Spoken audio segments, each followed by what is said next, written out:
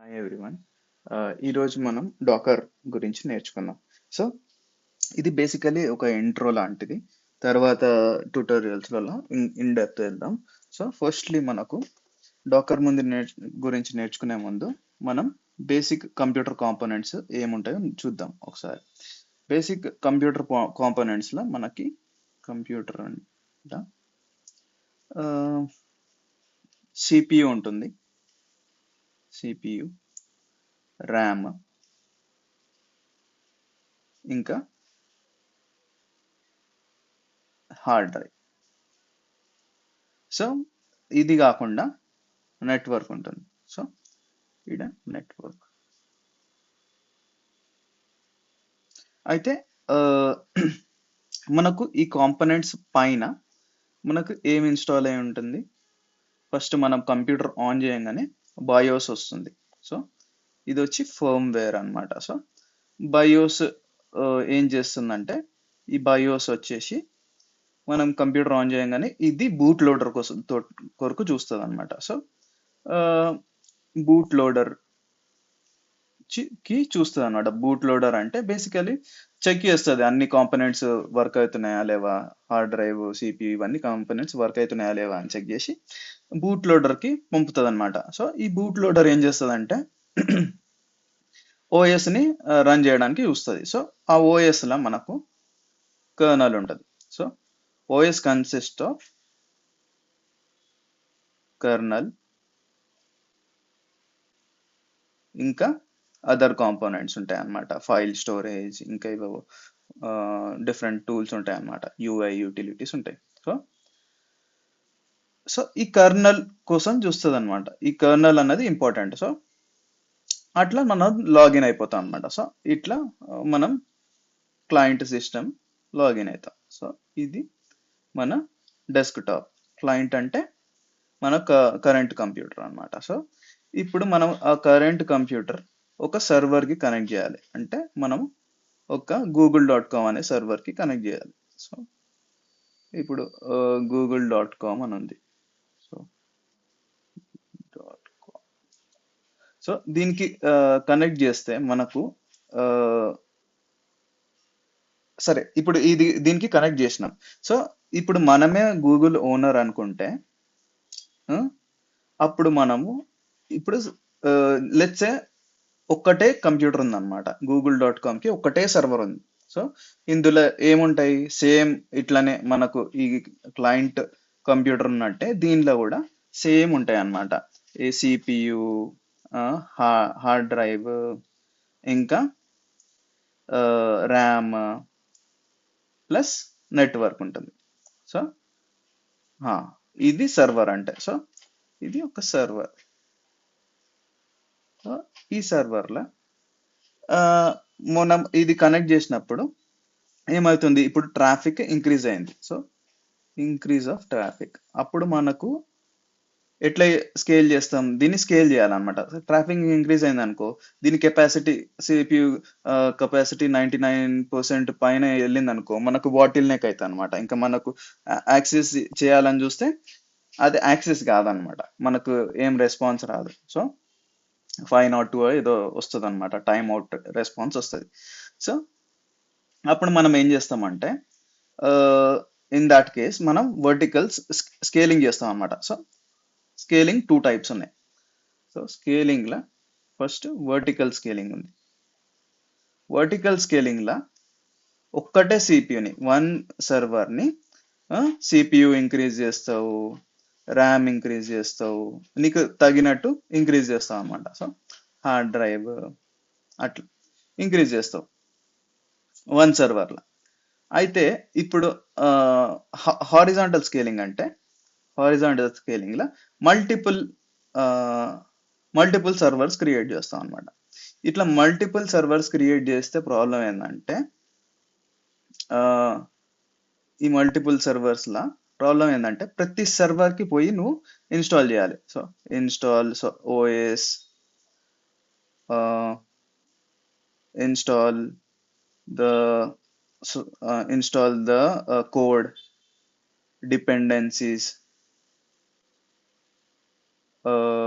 Provisions తీసుకోవాలి, ఇవన్నీ ఉంటాయి అన్నమాట. సో ప్రతి దానికి ఇట్లా ఇన్స్టాల్ చేయాలంటే చాలా టైం టేకింగ్ ప్రాసెస్ అన్నమాట. సో ఇవన్నీ వీటిని ఒక్కొక్కటి ఇండిపెండెంట్ చేయాలంటే చాలా టైమింగ్ టేకింగ్ ప్రాసెస్. సో దానికి మనకు ఒక సొల్యూషన్ ఉంది.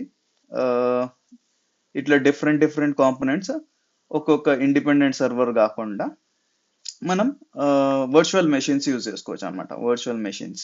సో ఈ వర్చువల్ మెషిన్స్ ఒకటే సిస్టంలో యూజ్ చేసుకోవచ్చు. ఒక హైపర్వైజర్ పెట్టుకొని ఒక హైపర్వైజర్ ఉంటుంది. దాని లోపల డిఫరెంట్ డిఫరెంట్ వర్చువల్ మెషిన్స్ ఉంటాయి. ఇక్కడ ఒక వర్చువల్ మెషిన్, ఇక్కడ ఒక వర్చువల్ మెషిన్. సో ఈ వర్చువల్ మెషిన్స్ కి మనం ఫిక్స్డ్ ఒక కెపాసిటీ ఇచ్చేస్తాం అనమాట. సో ఆ కెపాసిటీ మేరకు పని చేసుకుంటాయి అన్నమాట. సో ఈ వీటికి కెపాసిటీ ఇచ్చేస్తావు, సిపియు ఇంత అంత అని.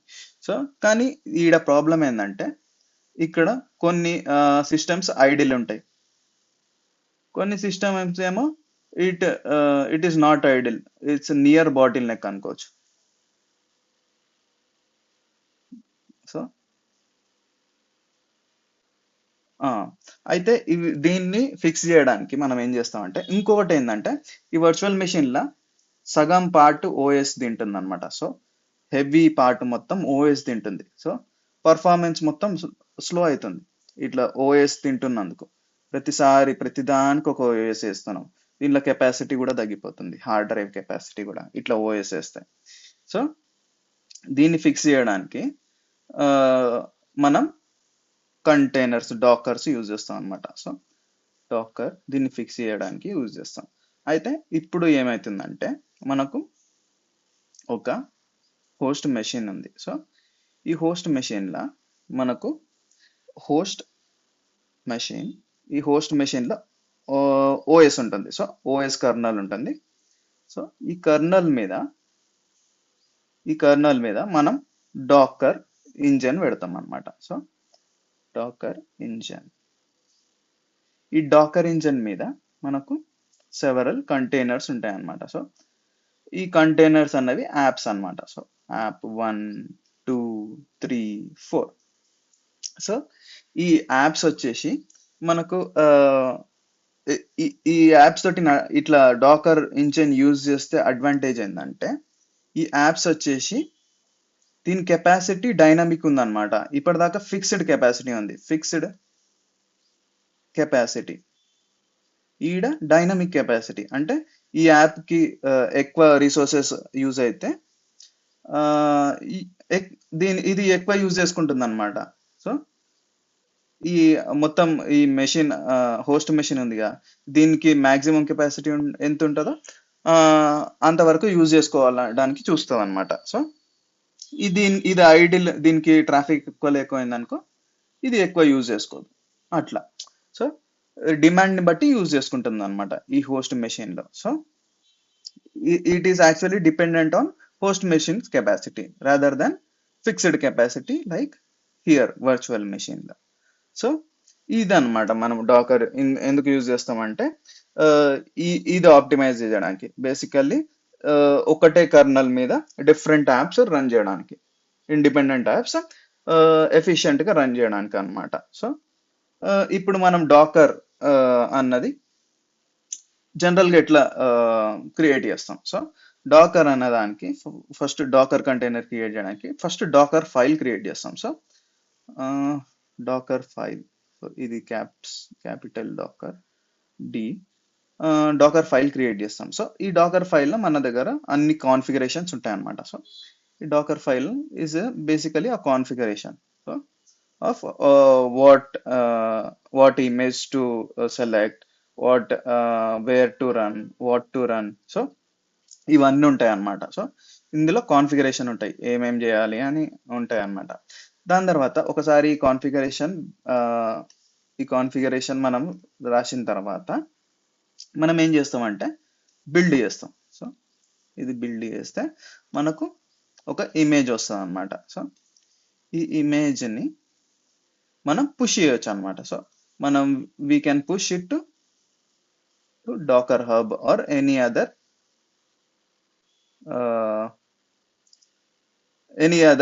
hosting source. అయితే ఇట్లా పుష్ చేసిన తర్వాత మనం దీన్ని డైరెక్ట్ గా రన్ చేసుకోవచ్చు. లేకపోతే ఎవరికన్నా కావాలంటే ఇక్కడ నుంచి పుల్ చేసుకొని రన్ చేసుకోవచ్చు ఈ ఇమేజ్ ని. సో ఈ ఇమేజ్ ని రన్ చేస్తే కంటైనర్ అవుతుంది. సో ఈ కంటైనర్ వర్క్ అవుతుంది అనమాట. ఏ పోర్ట్ మీద వర్క్ చేయాలనుకుంటే ఆ పోర్ట్ మీద వర్క్ అవుతుంది. సో ఇదన్నమాట. ఒకసారి చూద్దాం ఇప్పుడు ఎట్లా వర్క్ అవుతుందో. సో ఇప్పుడు నాకు ఒక డాకర్ ఫైల్ ఉంది. ఈ డాకర్ ఫైల్ నేను గోలాంగ్ రన్ చేస్తున్నా.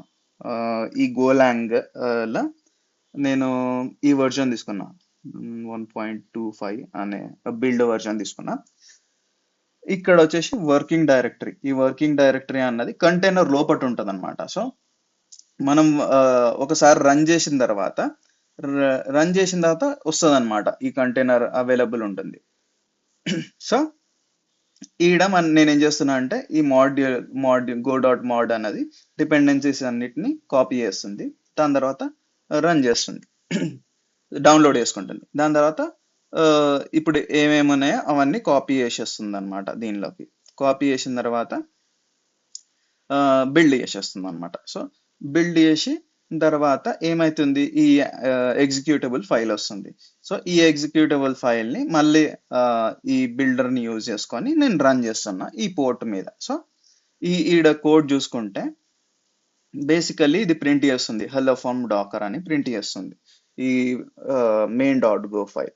సో ఇప్పుడు నేను ఆల్రెడీ ఒక బిల్డ్ క్రియేట్ చేసిన. సో ఇట్లా build user name dot go అని కొడితే డాకర్ బిల్డ్ యూజర్ నేమ్ ఇంకా ప్రాజెక్ట్ పేరు డాట్ అని కొడితే బిల్డ్ అవుతుంది. దాని తర్వాత రన్ చేయొచ్చు అనమాట. సో ఇప్పుడు నేను దీన్ని రన్ చేస్తాను. రన్ చేస్తే ఏమవుతుందంటే చూస్తే హలో ఫ్రమ్ డాకర్ అని వచ్చింది. సో ఇప్పుడు కంట్రోల్ సి నొక్కితే ఇంకా ఆగిపోయింది. సో ఇప్పుడు అది కాకుండా మనం డాకర్ డెస్క్టాప్ యాప్ కూడా ఉంది. సో ఈ డెస్క్టాప్ యాప్ యూజ్ చేస్తే ఇక్కడ చూస్తే